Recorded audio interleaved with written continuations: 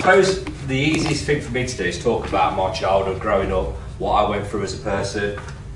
You see, I've probably done so much more that you've not done. Not necessarily it's good, but you know, I've got drunk, I've had fights, you know, I've done drugs, I've been arrested.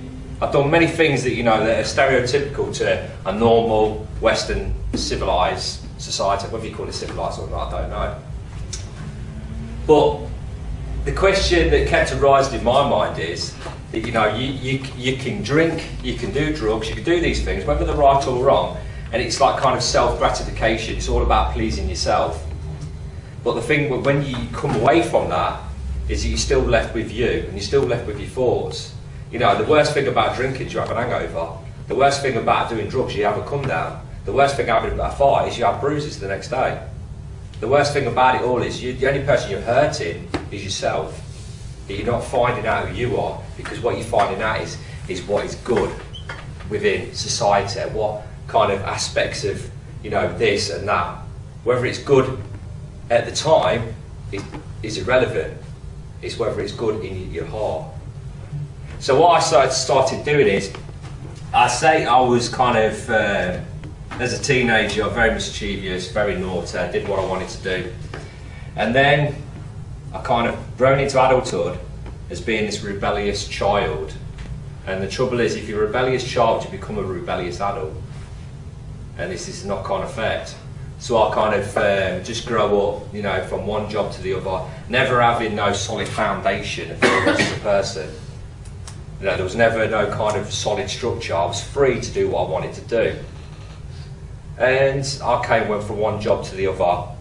And then 3 years ago, I lost a child through pregnancy. And it was very hard for me to understand. And I kind of questioned everything. And I wondered why. You know, why could somebody take a baby away from me? Why could somebody do this?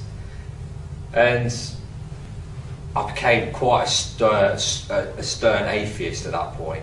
You know, well, you know, if this is God's path, if this is God's choosing, then, you know, what sort of God is He? You know, take my child away from me. What's He think He's doing? You know, nobody has the right to take my child away from me. That's the way I thought. So I started looking at evolution, because I've always been a very curious person, and I've always had a lot to do with people of different ethnic backgrounds and different religions. So I started looking into evolution, and I thought, right, you know, this evolution is quite solid. It's, you know, there's a lot of evidence here to back it up what it's saying. But then you look at evolution, and all of a sudden you've got this gerbil. The next thing you've got a monkey. Where's the bit in the middle? Where's the bit that connects it? So then I started questioning that. I thought, well, no, that can't be right, because how can you have one thing to another thing? There's got to be this transition. You can't have just a gerbil, a monkey, a man. There's got to be a transition between them all. So then I started looking at religion. Like I say, very curious. I wanted to know. You know, a brother Colin here that I've known him for 4 years, and he left a major impact on my life. You know, after speaking to him and how he humbled me. I thought, you know, what's he got that I ain't got? You know, why is he always smiling? No, what's he doing with those stupid clothes on, that funny hat? You know. Must be the turban. Yeah. I thought it's probably what he's got, you know. So then I looked at Christianity. Now, obviously for a kind of working class white person living in England, you know, the normal road would be to go, if you was looking for some sort of direction in life, would you go towards Christianity? You know, it's the normal kind of progression. You know, if you turn around and say to your mum, I've gone to church, she ain't going to say anything, so she's going to go, all right, no worries. You know, I said to my mum, I'm going to be a Muslim. She says, oh, when are you going to be a suicide bomber? This is the truth. This is what she said to me. Another person said to me, says, what do you want to be a Muslim for? The old smell. I says, what are you on about? Every time I go to the toilet, they wipe the bums with water. This is the truth.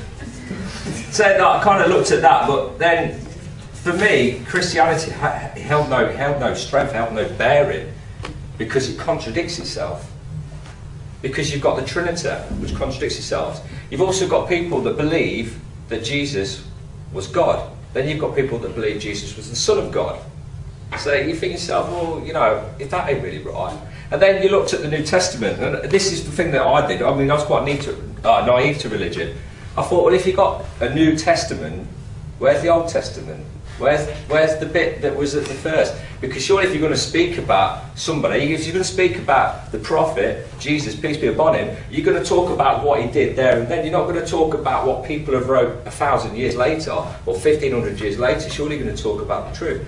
So then it held no bearing in my heart, and it had no strength to keep me there. So to me it was, I'll go back to the old evolution thing. I want to have a look at that. And then I looked at other religions and different aspects of it. I looked at Hindus. I said, well, no, they're into cows, ain't they? They're into these women with these arms. That can't be right. You know, when they have something to eat, they get all cow wheat and start chucking it on them. I didn't know that because he told me. I thought, well, that can't. I ain't going to go down the farm and get a bucket of cow wheat. You know, so look at me and think of a bit strange. But then I kept coming back to this man here, and like I say, he left this impression on me. And then I met another brother from Leicester I worked with. And he also left another impression on me. So I thought, right, you know, I'm going to have to look into this then. But obviously, the media only portrays Muslims in a certain light.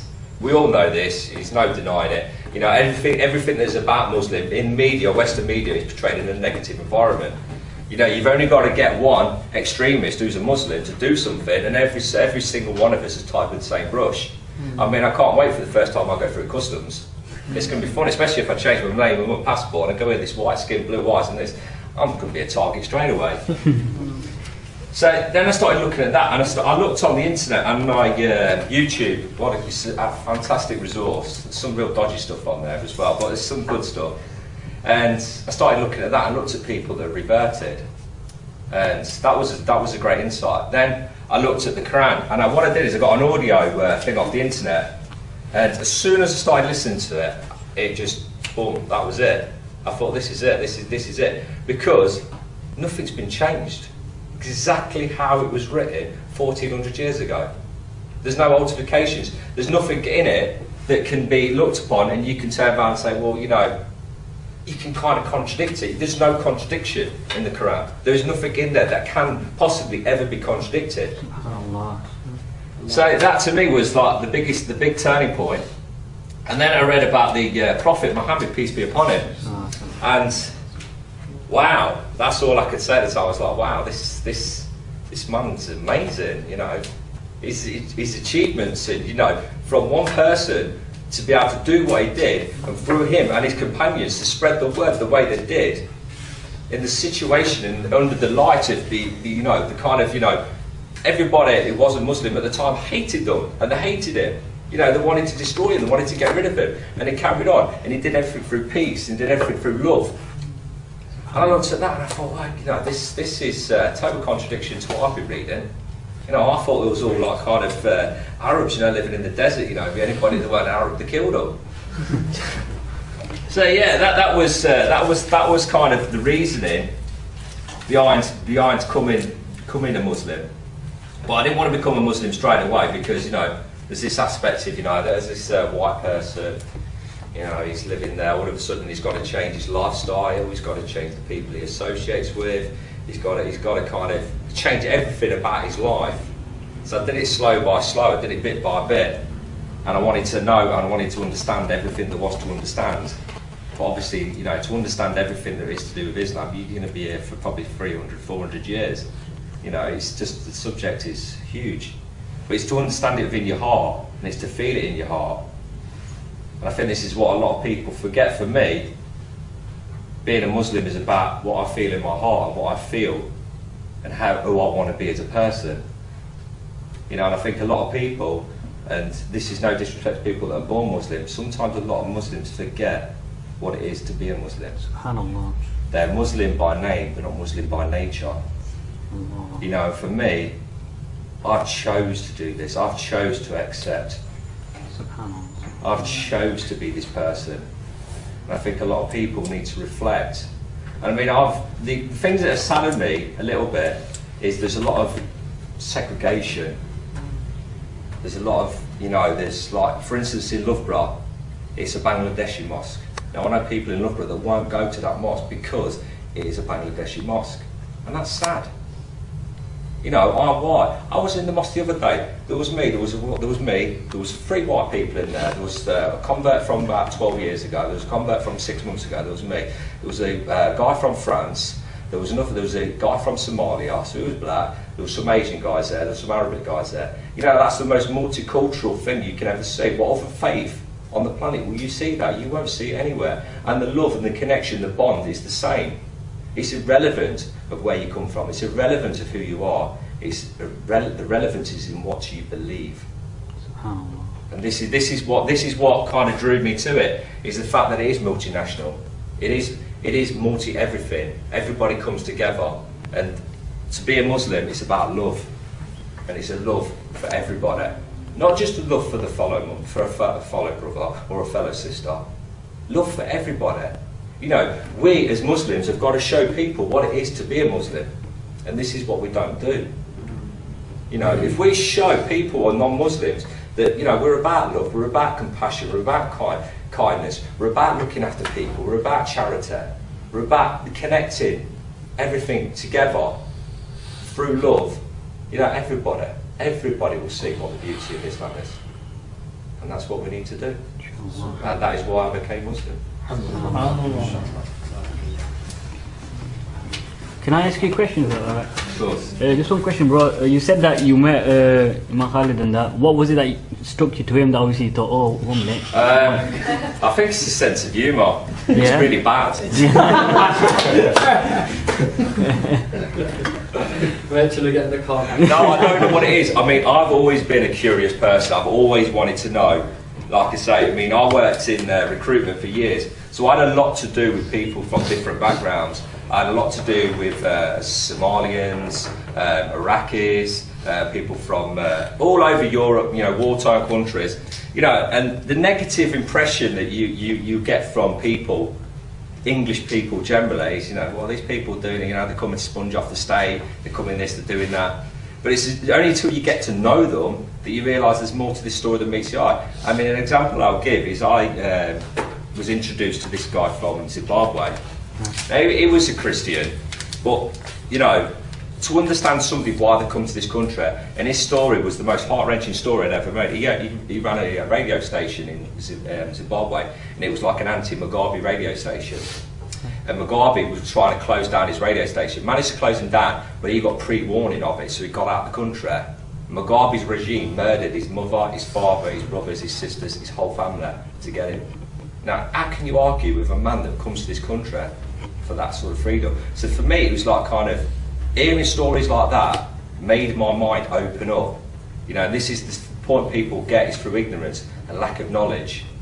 You know, and this is why we as Muslims need to give people the knowledge, not the ignorance. Give them the knowledge to know this is what we're about. And with that knowledge, they can take on what they want to take on. But they'll see the goodness, they won't see the negativity.